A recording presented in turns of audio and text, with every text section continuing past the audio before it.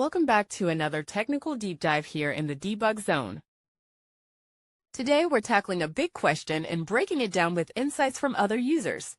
Hopefully this clears up some misconceptions and helps you get the answer you need. So buckle up, stay a little curious, and let's jump right in.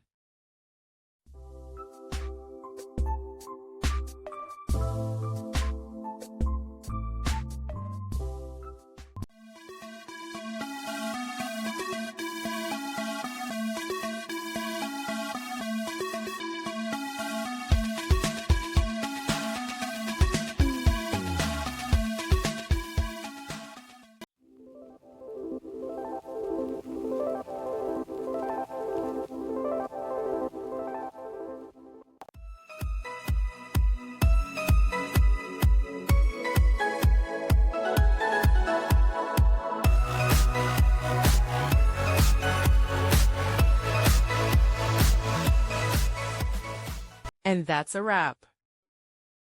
I hope you found the answer you were looking for. If you did, take a second to hit that subscribe button. It really helps out. And let me know in the comments which solution worked best for you. See you next time in the debug zone.